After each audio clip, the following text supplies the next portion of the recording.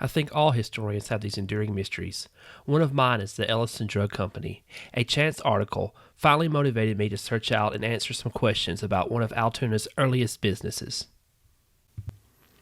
While researching a previous blog post on the business owner and former mayor Walker Hale, an advertisement found in the November 11, 1916 edition of the Gadsden Times caught my eye. The headline reads, "Altoona man can now eat what he pleases." Since the story and advertisement takes up an entire column, I will read a brief synopsis. The column begins with the fact that some of the strongest support and evidence comes from our neighbors, or at least those in our community who were born and raised with. It continues to state that this appeal is what made Tanlac famous, the testimony of people in our own towns. Applying this theme to T.A. Sanders, it is introduced as a well-known and highly respected citizen of Altoona who told some friends at Ellison's drugstore about what Tanlac had done for him. It then quotes Sanders as stating that he had taken 10 bottles of the medicine, something he wouldn't do if it didn't work. He continued to speak about how he suffered from a nervous condition that caused him pain and a loss of appetite. Sanders' portion of the article ends with a quote, "Tanlac began to help me right away after I started on it, and I've been on the mend ever since. It's certainly a fine thing, and anybody that knows what it's done for me can't doubt it for an instant. I can now sit down and eat anything I please. And I certainly do enjoy my meals thanks to Tanlac." The article concludes with a statement that Tanlac is sold in Gadsden and at Ellison Drug Company in Altoona. What was Tanlac, this magical medicine touted by Sanders? Tanlac was introduced in the early 1900s. Its exact composition was unknown, but it was said to contain alcohol, herbs, laxatives, or bitters. Tanlac's success was driven by newspaper advertisements, endorsements, and testimonials like that of Sanders. As food and drug regulations tightened through the 1930s and 1940s, Tanlac fell out of favor and eventually disappeared from the market. Interestingly, the bottle of a similar product, Swamp Root, was found at the intersection of 7th Avenue and Blunt Street during their 2024 downtown pipe replacement project. So who was T.A. Sanders? Thomas Allen Sanders was born May 2, 1876 in Tracy City, Grundy County, Tennessee. Sanders was the son of Hamilton and Margaret Nunley Sanders. The Sanders family appears in the 1880 census of Grundy County, Tennessee. Thomas Allen is also shown as being 2 years old instead of 3 or 4, highlighting the potential for errors on census records. Unsurprisingly, Sanders' father, Hamilton, is shown as being a miner, foreshadowing Thomas's own occupation later in life. By 1910, Sanders had married and started a family of his own. By this time, they resided in Altoona, where he was employed as a miner. Interestingly, the census shows that he resided on Highland Street. Since the next street enumerated was College, it is assumed that he lived on East Highland. Historically, this row of homes is limited to foremen, managers, and the white-collar employees of the mines. However, Sanders and his neighbors are all renters, indicating this may not have always been the case. Sanders and family remained in Altoona through 1920.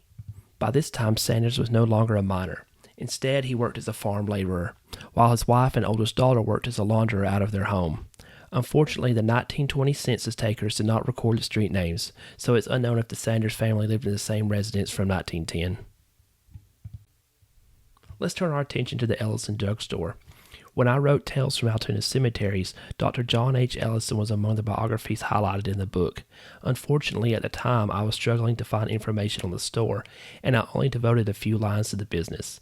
Despite this, the biography contains some vital information, as well as some errors discovered during research for this video. Some of the factual information was that Ellison moved the wood frame building that would house the Ellison Drugstore from Walnut Grove to 7th Avenue in Altoona. Another point is that Ellison's son, Charles Sanders Ellison, was a salesman at the store. I also wrote that Charles Sanders would operate the business after Dr. Ellison's death until its closure in 1933. Unfortunately, I also stated the building was sold to J.D. Prince, which in fact turns out not to be true. Sometimes mistakes happen, but thankfully this is an opportunity to set the record straight. In 1904, Hugh Payne, the son of prominent Walnut Grove resident Zachary Payne, broke into Ellison's drugstore and stole $35 worth of jewelry. Since the building itself was moved from Walnut Grove to Altoona at some point over the next year, it is likely that the robbery mentioned in this article took place in the same structure. On November 1st, 1904, brothers John and Webster Ellison purchased a lot on 7th Avenue from David Hamby and Era Crump. Shortly thereafter, the store and merchandise will be moved from Walnut Grove.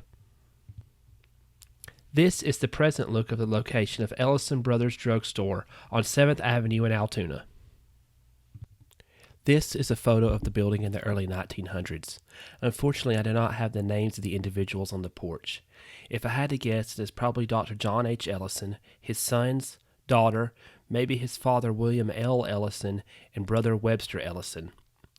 Let's pause and talk about what a drugstore actually was. In a sense, it isn't much different than it is today. In the case of Ellison Drug Store, Dr. Ellison dispensed medicine much like a modern Anderson's pharmacy. Unlike the modern pharmacy, drugstores at the time also sold patent medicines, like swamp root or Tanlac, due to the fact that regulations at the time were non-existent. Of course, a modern pharmacy carries more than just medicine.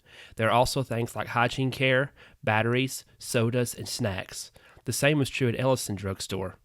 This picture shows several different items that you could purchase at the store, such as Old Virginia cheroots, a type of cigar, cool and refreshing beverages, perfumes, and stationery.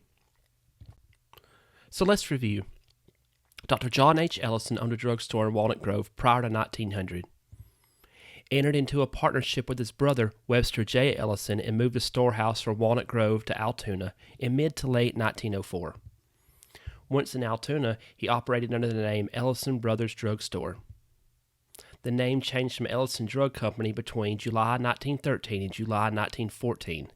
This may have signified Webster Ellison's partnership was bought out or transferred to Dr. Ellison's son, Charles Sanders Ellison.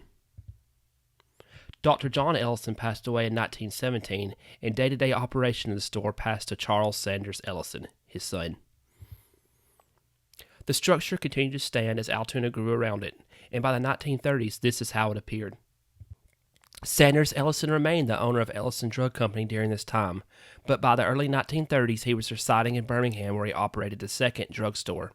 In 1933, Ellison underwent an appendectomy at a Birmingham hospital. Unfortunately, he would never leave, passing away on September 3, 1933, at age 45. Ellison was buried in Birmingham's Elmwood Cemetery. He was survived by his widow, Mabel Ellison, and son, C.S. Ellison Jr. and Henry Ellison. In August 1934, the Ellison family sold the lot and building to T.J. Chadwick.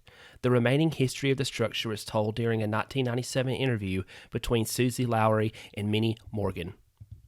Morgan recalled that the structure was a doctor's or dentist's office, a use that held back to the Dr. Ellison's practice in the building during the early days of Altoona. Morgan continued by stating that the structure was then purchased by Herman Reno. A deed records indicate that he purchased the property in 1938. He operated as a tavern and later converted it into a cafe, living in the back of the store. Returning to the 1930s photo, Reno's place can be seen in the left window, indicating this photo was made in 1938 or 1939. After Reno, Morgan continued to Pink Hamby, former Etowah County Sheriff, purchased the property and ran a clothing store. Pink Hamilton Handy, who purchased the store in 1952. Handy, pictured here in front of the Prince Drug on 6th Avenue, was also the Altoona police chief and later chief of the Aniana Police Department. Oscar and Minnie Morgan purchased the lot and building in 1953. Many residents will remember the store as Morgan's Shoe Shop. After the death of Oscar Morgan in 1991, the structure remained before being demolished in 1997 due to the effects of time. So what happened to T.A. Sanders? Well, after leaving Altoona, he appeared to live a fairly nondescript life. There is some speculation over his death date, either September 16, 1943 or May 5, 1945. He was buried in Oak Hill Cemetery in Atala. A lot of historical research is a game of connect the dots, and in this case, the dots came in the form of an advertisement found while researching another project. That advertisement led to further research, which in turn opened up more information on a previous research topic.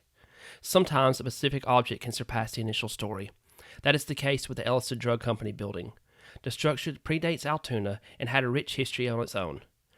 Driving on 7th Avenue today, many residents will not know the small lot once housed doctors, dentists, a drugstore, tavern, cafe, clothing store, and a shoe shop. Furthermore, the Ellison Drug Company was the first in a long line of Altoona drugstores, continuing with Powell Drug, Prince Drug, and Anderson Pharmacy, which is in continued operation today.